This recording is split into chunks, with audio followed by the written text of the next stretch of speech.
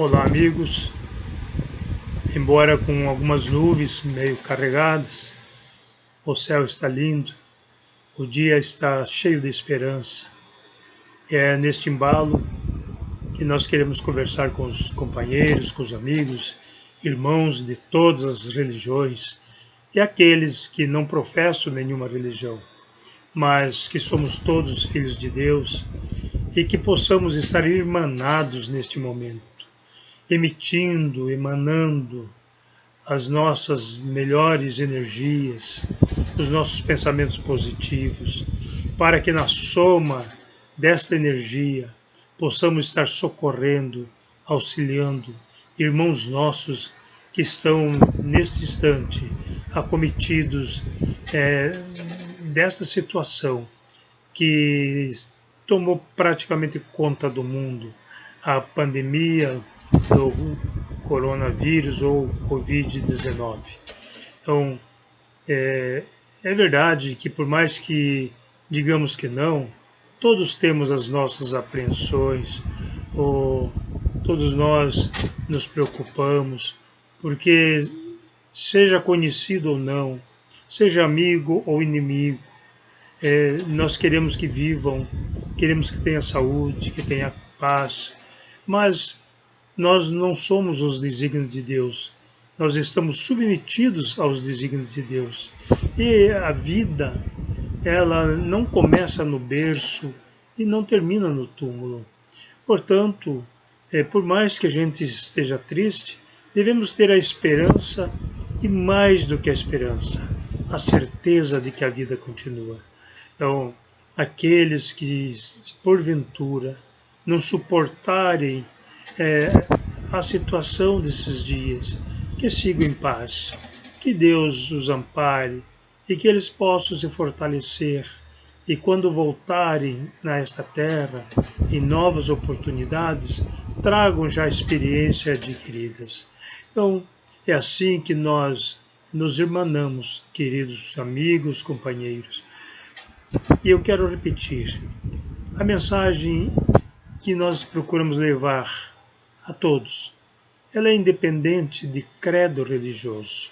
Embora, é claro, eu sou espírita e o meu entendimento é espírita. A doutrina espírita nos ensina sobre a vida. Então, nós temos essa convicção e, neste momento, nós sabemos que é momento de expiações, momento de provas, mas, sobretudo, momento de aprendizado. Em tudo que nós suportarmos, será para o nosso bem. Então, hoje, falando um pouco de Jesus, eu quero lembrar, falando aqui sem ler o texto na íntegra ou ipsilíteres, mas abordando a situação, o caso, como Jesus nos falou, quando ele dá testemunho de João Batista. Então todo mundo fala de João Batista, aquele que pregava no deserto, que batizava. Primeiro, o que era o batismo de João Batista? Ele adotara uma prática dos báptidas da Grécia Antiga. Os báptidas eram adoradores da deusa da torpeza, e então antes do culto eles se banhavam como um gesto de purificação.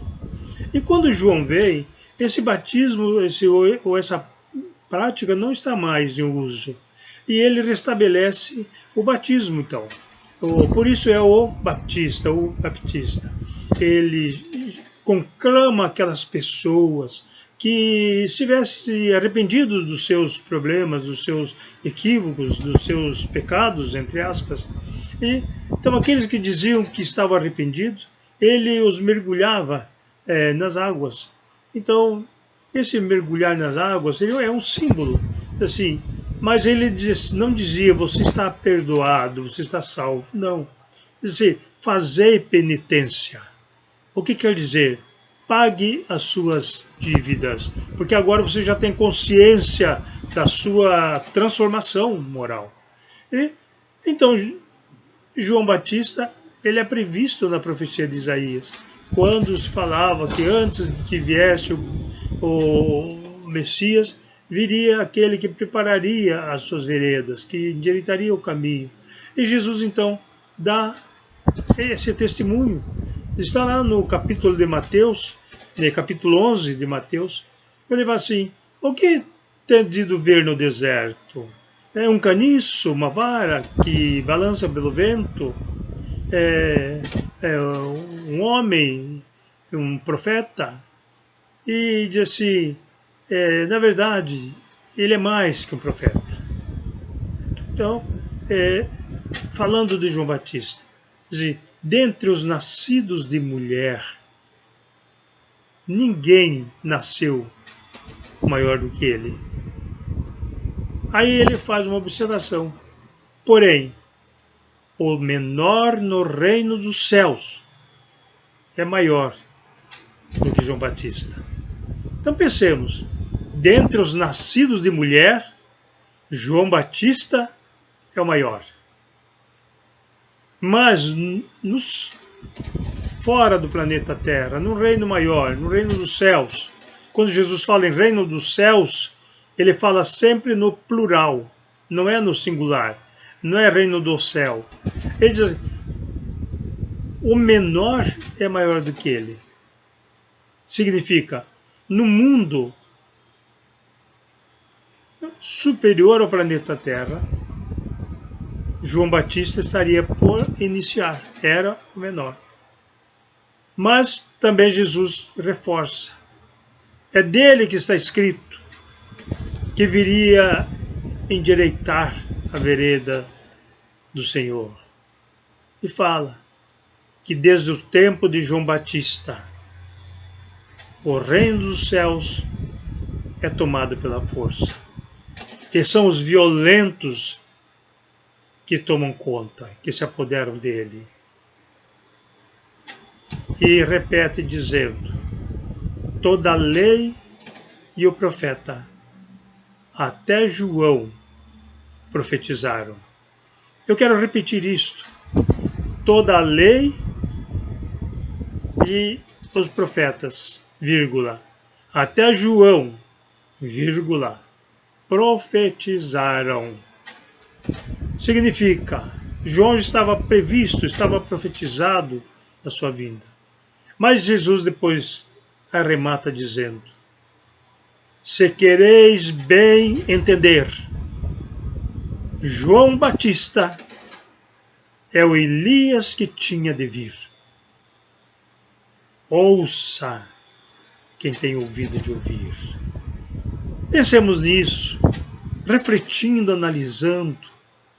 O que significa, se quereis bem entender, João Batista é o Elias que tinha de vir. Aí nós vamos buscar no Antigo Testamento. A doutrina espírita não descarta o Antigo Testamento. Lá nós vamos encontrar muitas coisas maravilhosas. Mas a doutrina espírita se fundamenta no Evangelho de Jesus. E no Antigo Testamento nós encontramos Malaquias. Antes que venha o grande e terrível dia do Senhor, eu vos enviarei Elias. Jesus confirma a profecia de Isaías. Então, Jesus confirma a profecia de Malaquias. É em Malaquias, no capítulo 4, versículo 5, quando ele diz, antes que venha o grande e terrível dia do Senhor, eu vos enviarei Elias. Jesus confirma. Aí nós pensamos, mas é só aí que Jesus confirma que João Batista era Elias? Não. Logo após a descida do monte, que supõe-se que seja o Monte Tabor, onde lá ele se transfigura e aparecem conversando com ele Moisés e Elias, e nesse momento João Batista já tinha sido morto. Então, e os 3 discípulos, Pedro, Tiago e João, que o acompanhavam, ouviram uma voz. este é meu filho dileto, em quem me comprazo. E eles não suportaram, caíram por terra. Então, aquele fenômeno de Jesus que se transfigurou, a face de Jesus passou a brilhar como o sol, as suas vestes se embranqueceram como se coberto de neve estivesse. E neste momento é que aparecem Moisés e Elias. E os discípulos não suportam, caem por terra. E Jesus então os acolhe. E eles logo em seguida propõem a Jesus: Mestre, quereis que nós construamos aqui 3 tendas ou tabernáculos, um para ti, outro para Moisés e outro para Elias? E Jesus diz: nada disso. Não digam para ninguém, enquanto eu viver, do que vocês viram aqui. E eles descem do monte. E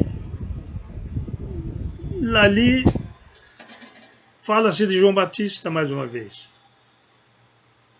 E quando Jesus fala de João Batista,